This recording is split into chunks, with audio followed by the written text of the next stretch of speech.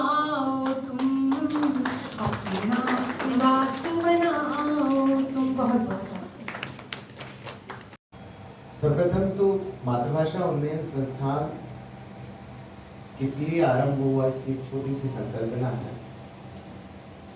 जिस दौर में अंग्रेजी को प्राथमिकता मिलने लग गई और ये लगने लगा कि विमान तो भारत का है पर उसका चालक अंग्रेजी का होते जा रहा है, तो ऐसे विमान, ऐसे नेतृत्व पर भरोसा नहीं हो पाता।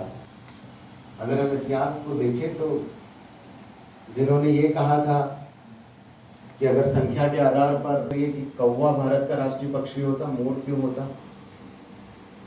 1965 का हिंदी विरोधी आंदोलन आप सबने पढ़ा ही होगा, कुछ लोगों ने देखा भी होगा।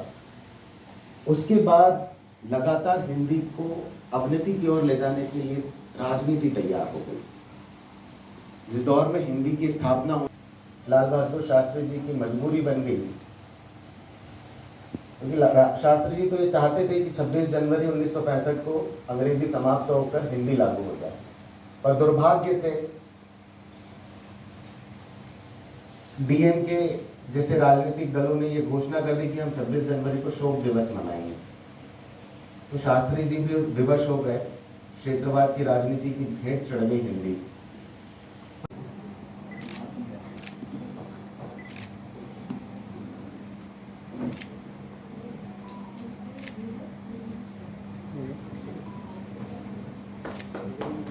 विद्यालय के कुलपति आदरणीय राकेश शिंदे जी, महानिदेशक आदरणीय संजय द्विवेदी जी, डॉक्टर पद्मा सिंह, डॉक्टर अर्पण जैन, श्री अतुल तारे जी, नितेश गुप्ता जी, मीना गुप्ता जी, आप सब माने नवजत प्रसाद उपाध्याय जी का अलंकार को प्रदान करते हुए आप सबकी तालियां कमजोर है। मीना जोशी जी,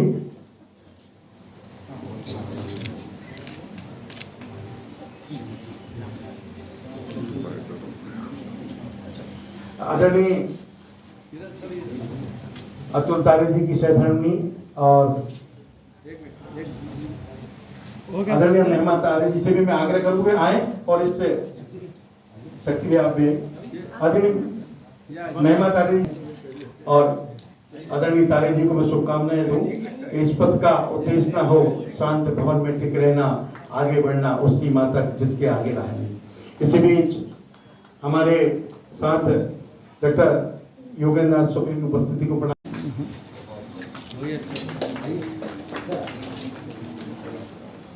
बीच में आ जाइए।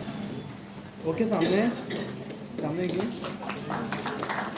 कमलेश दुबे जी का अभिनंदन।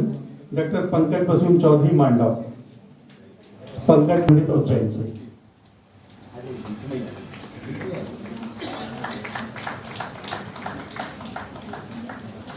डॉक्टर कमल हैदराबाद जी का भी मैं बहुत बहुत वंदन और अभिनंदन करता हूं इस मंच से। अब मैं इनके बाद श्री पुष्पेंद्र जोशी पुष्प बड़नागर, श्री पुष्पेंद्र जोशी पुष्प बड़नागर। कैमरा फेस,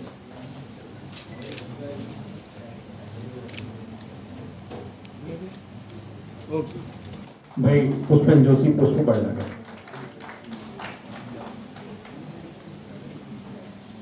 गौरव साक्षी जी भी हमारे बीच मौजूद हो गए, मैं उनकी उपस्थिति को प्रणाम करता हूँ। आपका बहुत बहुत अभिनंदन। अब उन्हें बुला रहा हूँ जिन्होंने पढ़ा।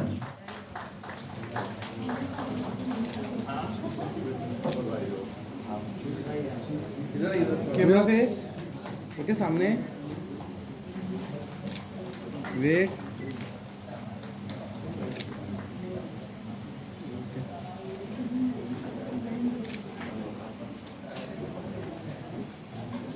इसके बाद पुस्तक लोकार्पण होना है। हाँ, इधर सामने।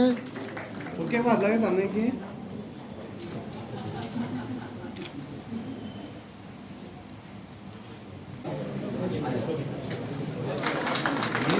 ओके, सामने।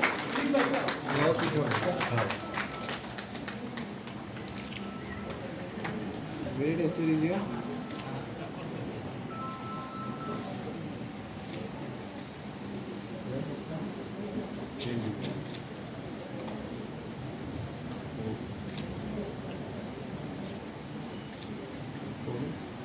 साथ ये निवेदन करना चाहता हूं कि हमारे संस्कृत और हिंदी के बड़े बड़े अध्येताओं के दृष्टिपथ से हमारी वो दृश्य परंपरा पूरी तरह लगभग छूट गई है, जिसमें हिंदी के काव्यों के आधार पर लघुचित्र बने। परम श्रद्धेय कोगिये साहब बैठे हैं कांगड़ा में, बसोहली में, नूरपुर में, बिलासपुर में, मानकोट में, चंबा में, हिमाचल प्रदेश के ये जिन नाम मैं गिना रहा हूं, इन सारे स्थानों के ऊपर हिंदी काव्यों के आधार पर, गीत गोविंद के आधार पर, बारह मासा के आधार पर, रसिक प्रिया के आधार पर, कवि प्रिया के आधार पर चित्र बने। अब तीनों ही जब वक्तव्य देते हैं तो मेरा ऐसा अनुभव रहा है कि समय कम पड़ता है और ऐसा लगता है कि उन्हें और सुने। और मेरी बहुत सी भूमिका आदरणीय नर्मदा जी ने बहुत सरल कर दी है। वास्तव में मन थोड़ा भावुक रहता है। और मातृभाषा उन्नयन समिति ने जब अर्पण जी ने संपर्क किया विकास जी के माध्यम से, तो चूंकि विकास जी के प्रति एक मन में गहरी श्रद्धा और आस्था है, तो मैं इनकार नहीं कर पाया। और मुझे वास्तव में इंदौर में आप सभी से एक साथ मिलने का भी एक सो अवसर था, तो मैंने कहा मैं निश्चित रूप से आता हूँ। और मैं आज इस अवसर पर मातृभाषा उन्नयन समिति के प्रति अपना हार्दिक साधुवाद प्रकट करता हूँ। ऐसा मानना है कि हिंदी की जो सेवा करने वाले लोग हैं वो इसकी बहुत परवाह नहीं करते, क्या मिलना क्या नहीं मिलना, क्योंकि हिंदी की सेवा के लिए निकलते हुए जिनको कुछ नहीं मिलना है, जो अपना है वो भी जाएगा। आप अंग्रेजी का स्कूल खोलो, हिंदी का स्कूल खोलो, कौन सा चलेगा? इंग्लिश की ट्यूशन खोलो, हिंदी ट्यूशन खोलो, कौन सा चलेगा? कि तमिलनाडु थोड़ी हिंदी पढ़ा के आप कमा लोगे। जब तक आप इसको सुधारेंगे नहीं, तब तक ये समस्या बनी रहेगी। एक और मैं बात कहता हूँ कि पाठ्यक्रम भले ही सरकार न माने, आवश्यक इसलिए है कि उसके कारण जो व्यक्ति अंग्रेजी में क्या लिखा है उसको नहीं पढ़ पाता है, लैटिन के शब्द रहते हैं, कहाँ का क्या रहता है, वो नहीं समझ पाता, उसको सरल भाषा में, अपनी भाषा में समझ में आ जाए कि बात क्या है। तो वो हमारे समय में एक रैपिड रीडिंग करके किताबों को होता था कि आपको उसमें परीक्षा नहीं होती थी, लेकिन किताबों का एक ऐसा संच रहता था कि आपको उसको पढ़ते थे। तो अंग्रेजी की कई किताबें रैपिड रीडिंग में हम पढ़ते थे। तो उस प्रकार के पढ़ने लायक भी कोई किताबें बनाएंगे तो बहुत बड़ा उसका फायदा होगा, लाभ होगा। आपने नाम सुना होगा प्रोफेसर जयंत नार्लिकर का, जो बहुत बड़े वो थे, खगोल शास्त्री थे। उन्होंने मराठी में खगोल शास्त्र की किताब। आंकड़े बताना चाहता हूँ कि हिंदी आज पूरे विश्व पटल में किस स्थिति में है। पूरे विश्व में हिंदी भाषी तीसरे नंबर पर आते हैं।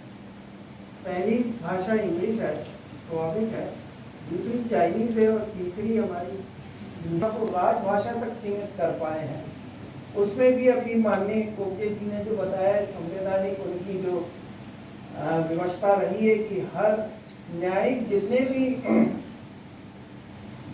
जजमेंट होते हैं वो सारे इंग्लिश में होते हैं। इसके अलावा आप हमारे यहाँ की जो